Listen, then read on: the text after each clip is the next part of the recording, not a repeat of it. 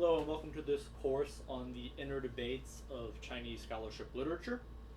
The normal Chinese politics course will give you a linear account of Chinese history and then go into some subdivisions of it.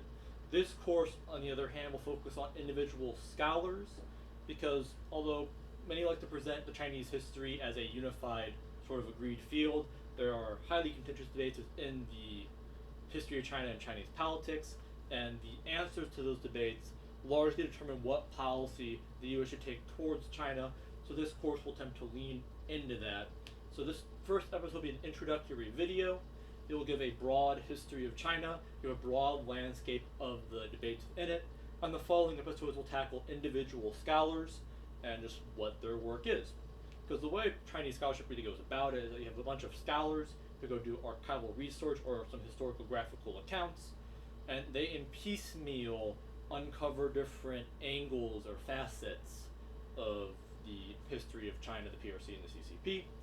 So instead of trying to give the illusion that it's some consensus in the field, I will lean heavily on the debates because many young people don't quite understand the importance of history. History is important because the only data source we have on human affairs, and we want to try to predict the behavior of a phenomenon like a state. Well, our best reference to it is the data. We make any models, you have your X values, you input it, you get your Y predictions out of it. The Y predictions are the behaviors in this case. Well, when it comes to the social sciences, our data is very finite, especially for international relations. Our data is very finite on the PRC. And so each data point is very weighted when it comes to what the output prediction will be, which is a fancy way of saying that the debates over a very particular point of history have very large implications for how we should approach the PRC and understand it. This course will also discriminate between the PRC, the People's Republic of China, the Chinese Communist Party, and the Chinese state. The Chinese state is the nation of the Chinese people. The Chinese people are a bit confusing. People say there's the Han, but the Han is a very mixed group of people, and it kind of expanded across history, but that's a different course in itself. The PRC is the state made by the Chinese Communist Party after they took over, but there is separation between the state and the party. Although the party has strong mechanisms to control the state, they are still fundamentally different things. The party since the 1990s want to say that the PRC is the Chinese state, and the Chinese state therefore depends fully on the Chinese Communist Party by getting this triangle going. They have a circle of nationalism, so any nationalism towards the Chinese state is directed towards nationalism towards the CCP. We'll get into that scholarship later. Probably the third episode if I had to guess. As for this episode, we're going to give a broad overview of the history as mentioned, get into the debates of it.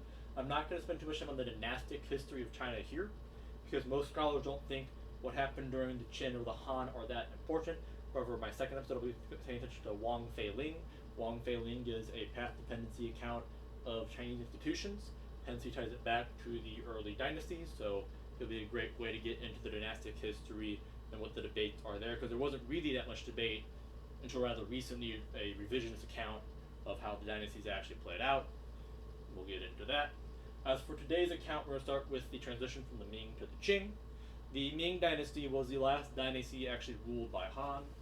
So Ming transitioned to the Qing dynasty, which was the last dynasty. The Ming was ruled by Han, as with all dynasties in Chinese history. Starts off powerful, I wouldn't say strong per se, but they have strong coercive capacity to make sure the people inside the state follow them. The Ming lost their coercive capacity. By the end, the more corrupt they got internally. And corrupt, the regime's already corrupt, already extracted from the people. But by the end, there's so much internal disunity, elite dissatisfaction, that eventually break up, bring it up, make it to Wang Feiling. The endless cycle of the Chinese dynasty, it breaks up into smaller pieces, they reunite, and there's massive bloodshed every single time. So, massive civil war. The Manchus, you have China. How good can I draw China? That's a bad Chinese drawing. But we'll call that China. Here's Russia, Southeast Asia. Here's China. There's Xinjiang, there's Tibet. They don't have it yet. China at the time kind of looked like this sliver, the Ming.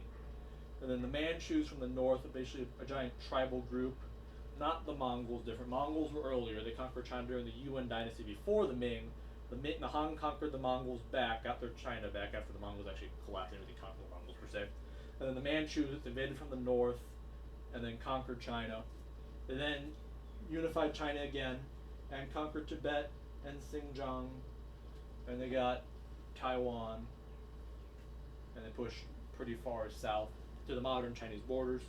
So many Chinese have a romanticization of the Qing dynasty because it was the point that China got its biggest. However, during this time, the Manchus made the Han Chinese, the actual local Chinese, a fourth class citizen. So there's four classes of citizenry. The Han were the very bottom class. They're kind of just like a slave class to the Manchus.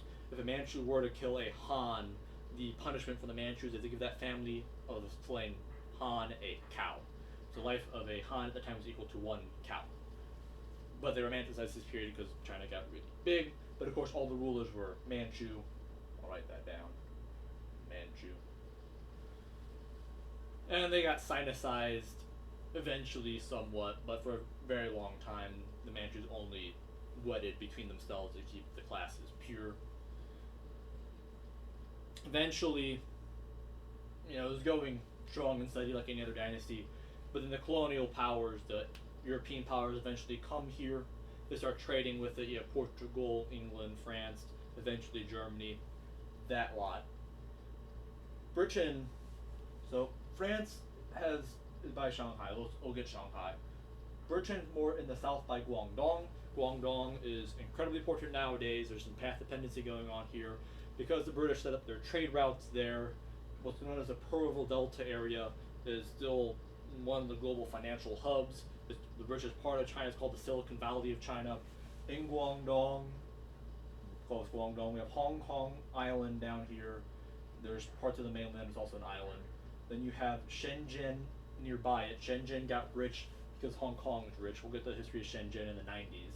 But then above Shenzhen you have Guangzhou, there's four major cities in China. Shenzhen, Guangzhou, Shanghai, Beijing. They're called Hukou Tier 1 cities. We'll get to Hukou probably next lesson with Wang Feiling. So you have two richest cities right by Hong Kong, which is the financial hub that lets China be the thing it is. So Britain really gave this Guangdong region path dependency. And what happened in 1840 was that the Manchus, that's not coming out, is it? The Manchus felt threatened by British trade because of taking power away from the Manchus. Now the Chinese aren't necessarily dependent on just the Manchus. They can work with Britain, they get educated by the British, and that undermines the regime's legitimacy. So they banned trade with Britain. Britain, of course, at the time was also trading a large amount of opium, about a quarter, a third, somewhere in there. For British trade was opium with China. The rest of it was not opium. The reason it's called the Opium War of 1840 is because the opposition to the war in Britain said all these opium peddlers want this war. So opium there is largely about trade rights.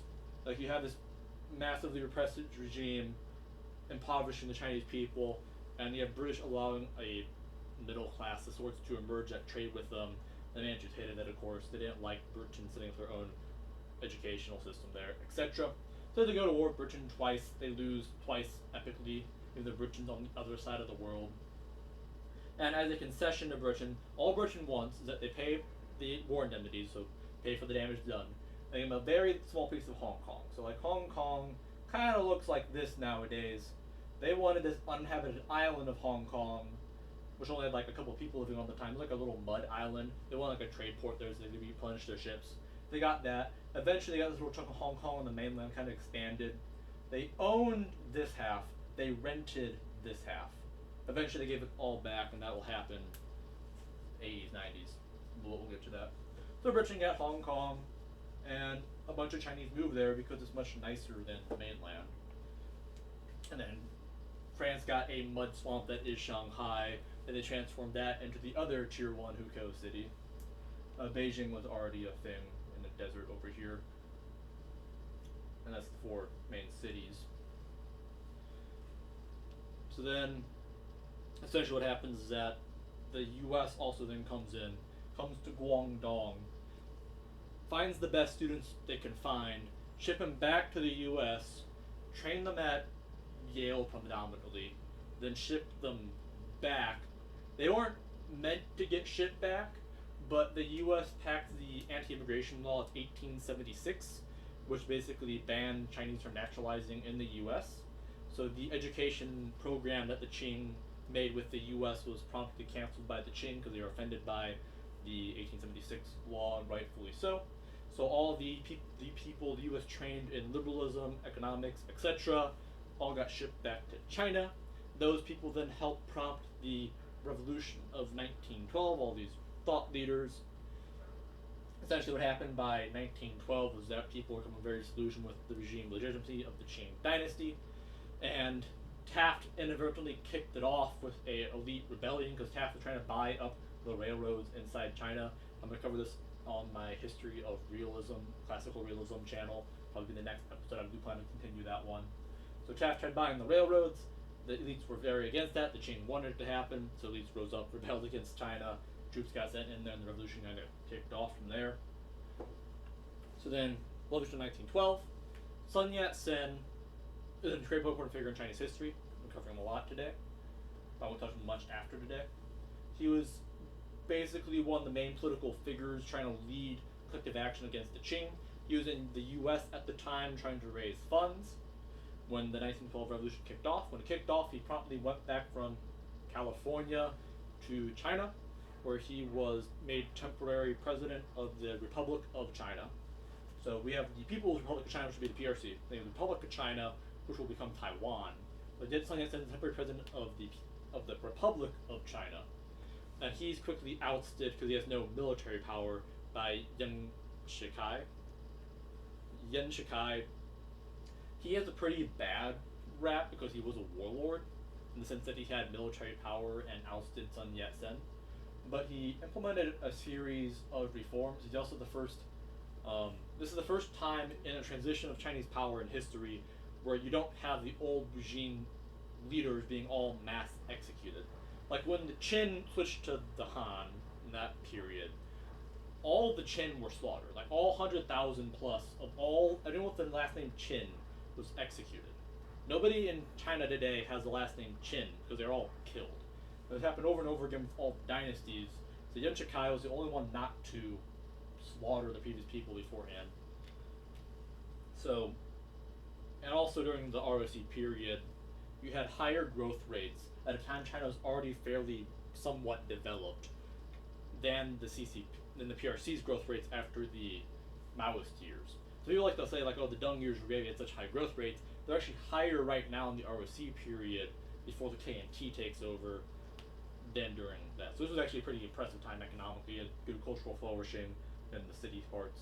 There was also a time of warlords. Like all the different chunks were chopped off. The North became its own chunk soon. You have Manchuria up here. I'm not going to cover Manchuria, Japan, all that in this series. I already covered a bit in the realism series. I'm going to add more videos about Japan in there. It's hard to understand this history of time correctly without Japan, but it gets muddled if I include all the other regional powers in here in this series. To check out the realism series for history of Japan at this time and Manchuria. So, Sun Yat-sen's ousted from power. In 1912, he made the KMT, the Kuomintang, which is called the Nationalist Party in Chinese. KMT's ruling party in Taiwan for a time. So the KMT gets made. Sun Yat-sen was originally for democracy and capitalism in 1912. That rather quickly changes. He becomes a hardcore socialist of the Soviet type. He actually then starts working with the Soviet Union, which is up north at this time, because revolution happened in 1912, Soviet Union came about in 1917. There is a big movement that kicks off in 1919. So this region of Shandong, Shandong's right here-ish. Japan, this is Germany's region. When World War I happens, Japan conquers that region from Germany because Japan's working with the U.S. and the U.S. lets Japan keep it after World War I because they couldn't really take it from Japan. They have it. So Japan gets Shandong. The Chinese youth, especially in Shanghai, get very, very riled up about this. Shanghai is a very international city at this point. A lot of international ideas floating about in Shanghai, particularly socialism at this time, and nationalism, and ideas of like what they call Mr. Science, Mr. Democracy.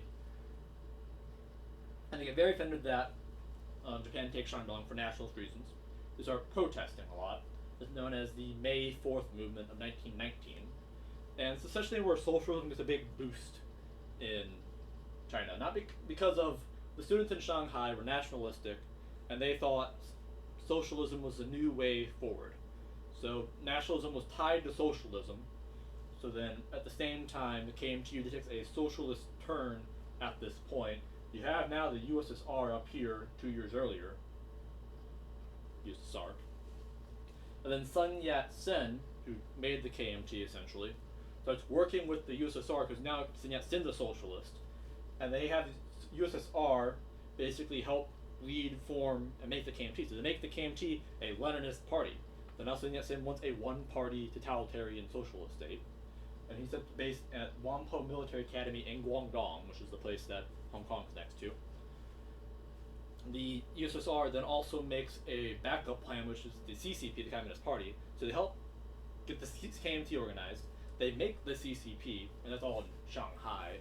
That's where, because right now the CCP is a very urban-based movement. That's where all the socialists are in the cities. So warlordism going on. By 1927, the Whampoa Military Academy has trained up enough troops to launch a forward assault across China to reconquer everything. So the KMT conquers the ROC. So now it's the KMT's ROC, in the same way that it's the CCP's PRC, because it's a one-party state. So the KMT institutes totalitarianism from 1927. And that slowed down its growth rates, of course. It doesn't slow down that much, not nearly as bad as communists were, but they're still a totalitarian Leninist regime. They took over in 1927. At the same time, they're actually working with the CCP to do the forward assault. So the USSR tells the CCP to work with the KMT to go conquer China. So the CCP fights with the KMT, our military trained together with each other. The CCP has its own base in Jiangxi. Let me check my notes. Yeah, Jiangxi. Around here. Report it in a second. And then at 1927, the KMT backstabs the CCP and basically slaughters all communists in all cities, especially in Shanghai, and then backstabs the leadership. Those that survive go to Jiangxi, so the KMT takes over China. The CCP's at Jiangxi now, kind of nearby the KMT's military base at Whampoa in Guangdong. They then built up the Red Army in Jiangxi. The KMT starts circular movements around Jiangxi. So in 1934, they make their long march escape northward. And, 90% attrition rate on the long march. Mao at this time abandons his infant son by the roadside, because that's the kind of guy that Mao is. He also gets his third life at the time, become important in history. We'll cover probably the Maoist period a lot more in detail when we get to the readings that cover the Maoist period. I'm not going to spend too much time what happens here. But essentially, they go up north. They reform the party up here. Mao takes control at this time. Mao wasn't a leader at the time, but he was one of the main people. Through brutal tactics, etc., he takes control up here. And then, I'm not going to be editing this video.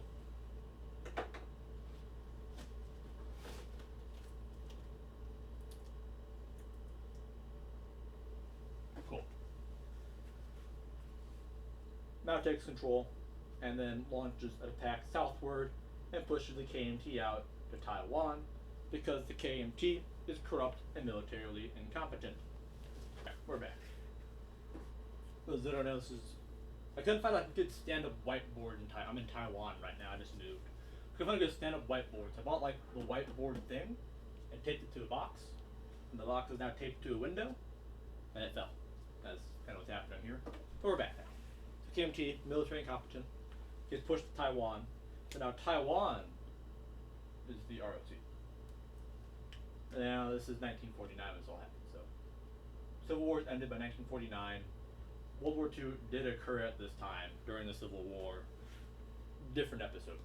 The two do briefly work together to fight the Japanese, but then that quickly falls apart and we have Civil War. Truman tried making a peace thing going where they don't fight each other, and they fought each other. So ROC and China's now the communists. and in the 50s they take Tibet. We're not going to cover that today. So, important parts of the Maoist history. So 49, they don't really have much going for them yet. So they spend the next decade just centralizing their power, and that's when people like to really glamorize Mao at this time. It's like, oh, he's doing so well at this time. He's such a good person, had the best interests of the people, yada yada yada. People really love kissing up to Mao for some reason in the field. The field's decently corrupted by Chinese CCP influence. Definitely some specific scholars are making large amounts of money. But besides that, so Mao building up centralization, then in 58 he launches his Great Leap Forward, which is a giant push towards socialism. Because, I should have mentioned, because everybody in the cities that were communists were killed, Mao switched to a rural campaign. There's rural-focused communism, but having a city-focused one where the proletariat builds up, the bourgeoisie builds up the factories, the proletariat uses the factories, etc. They have the capacity already. Now it's making a giant jump to the capacity power through the rural-based system. This fails epically. Tens of millions starve to death, cannibalism. In those provinces that don't listen to orders, they have more survivors that strictly follow the orders. Have cannibalism, tens of millions die, etc. So then Mao kind of loses his power. To get his power back, he starts the Cultural Revolution in 1966. In 1966, he has the Cultural Revolution. The Cultural Revolution is basically Mao empowering groups of militarized students to go terrorize the country, and this actually ended up destroying all political institutions inside the country. The result was that millions, tens of millions died. Throughout this time, you had prison camps from the early Maoist years before they took over to the death of Mao and onward. They had prison camps of tens of millions called the Lao Gai, the Lao Jiao. Technically different, but tens of millions just doing slave labor re-education. And then people publicly shamed, humiliated, beaten to death, tortured, etc. Very scarring for China. Implications to this day, because people are still alive that lived through it, and their parents went through it fully. Yeah, so that ends in 76 when Mao dies. Essentially, the military has to go reconquer China at this time. So they do militarily reconquer China against the militant use, because they took over. And the military does give it back to the CCP, surprisingly. So then Deng Xiaoping, so what happened was Mao basically kicked out all the old leadership. We'll get into this when we get to Victor Xi. We had a whole book on it a few years ago, 2022. And so he had a bunch of weak people around him. When Mao gets out, all the weak subordinates have no political backing, so the old guard comes back in, and it's basically a form of collective leadership. In 78 under Deng, they go about the reform and opening.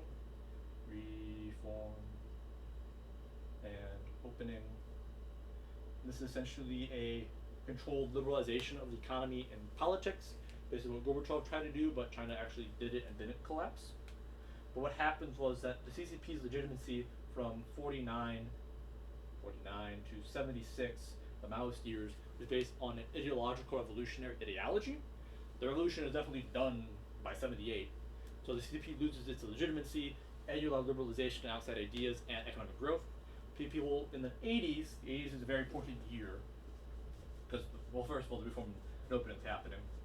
But then the CCP loses legitimacy, so you have the democracy wall movement, which is basically like people protesting for democracies in the 80s, and then you have the nationwide 89 movement, which leads to the Tiananmen massacre.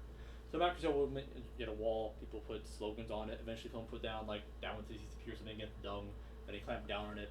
At the time, Deng Xiaoping, so Deng, had two people below him in power that he appointed. You had Hu Yaobang, and then you have Zhao Ziyang, who I'll be mentioning many, many times in this series, which is very important.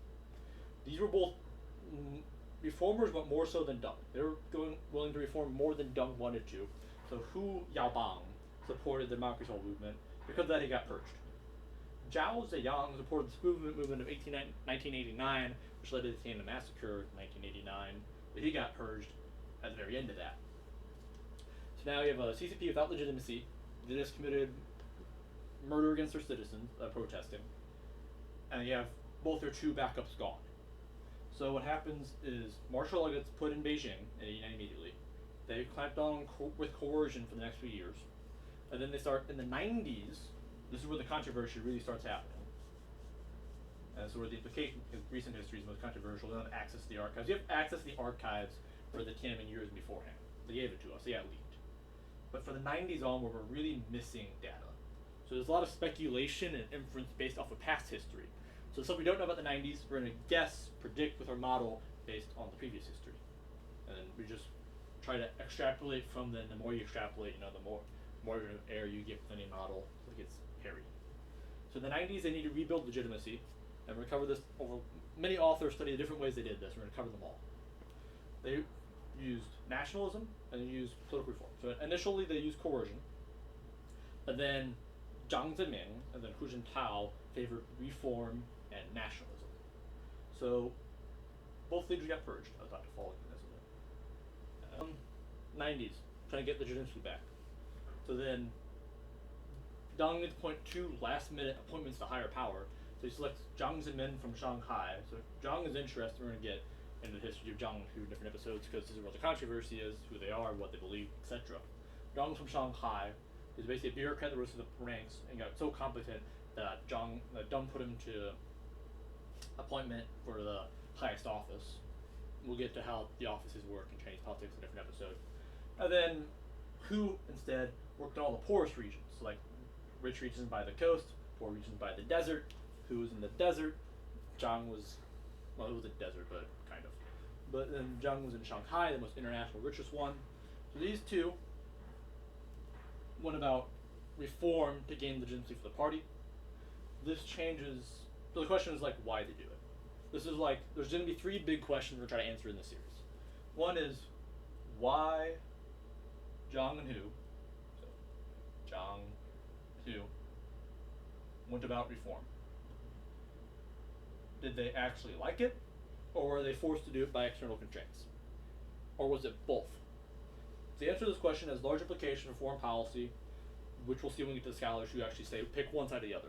One scholar picks one side, so you have the different prescriptions for policy than the other. The scholar picks the other side of other different prescriptions. And if you pick the in-between path, it's different. So we're going to cover all of that. This is one of the big 3 questions I want to tackle in this lecture series. Is what did Deng Hu actually believe? Why they do what they did? Because they went further than Deng's reform. Jiang went as far as incorporating the capitalists and the intellectuals in the party, which has sort of been an enemy of the party, and Hu went about democratic reforms. He made the party itself internally democratic, democratic experimentation. They were more transparent about what's happening inside the leadership, stuff like this. It allowed civil society to grow. It allowed foreign non-government organizations, NGOs, foreign NGOs to grow. Very strange time. That changed on a dime in 2008. In 2008, massive change. It switched from depending on political reform for legitimacy, switching to coercion. The answer is why did they switch policy, foreign policy and domestic policy, both at the same time in 2008. Went from being cooperative in the national stage, like joining the WTO, working with organizations, managing crises, because Jiang had the plane crash with the U.S. that landed in Hainan. They also had the third Taiwanese Strait crisis, which was caused by the U.S. And under Hu, you had the satellite missile test, among other things. They all manage the crises. But nowadays under Xi, the crises just escalate. They don't get managed. They slowly build up over time. There's lots of tension right now, and everyone's hostile towards China. So why did they change 2008? There's 3 reasons proposed. And we're going to figure out why these reasons might matter. Different scholars interpret the reasons differently. Some emphasize more than others, and they've all different reasons why how they actualize it in the CCP. Like here's the reasons. They kind of agree on the reasons, but why did it matter to the CCP? Great debate there, and what the debate settles like, well, if this phenomenon affects China this way, we should do this. But if you think it happened this way and actualized that China, we should use this phenomenon to change Chinese behavior. So how we interpret these events determine our policy. But we're all speculating right now. We don't access the internal documents to understand what the Chinese actually think right now. There's documents for the 80s behind, but not all more to speculate a lot. I'm trying to figure out what the best speculations are, what the merit to them are. And one of the big things we're going to notice in this series, the different scholars emphasize different sets of data to speculate. They don't try to incorporate the whole corpus of known facts, quote unquote. And we're going to see that, and we're going to try to integrate them all as we go to the series. I wrote a paper on that. Hopefully get published sooner or later. They take forever. So the main thing that happened around 2008 were the Beijing Olympics. Beijing Winter Olympics. 2008, you had the financial crisis. You had the unrest, so you had the colored revolutions, and then you had unrest inside Tibet and Xinjiang. Tibet and Xinjiang are basically like the two major non-Han provinces. Xinjiang has basically like half of China's oil.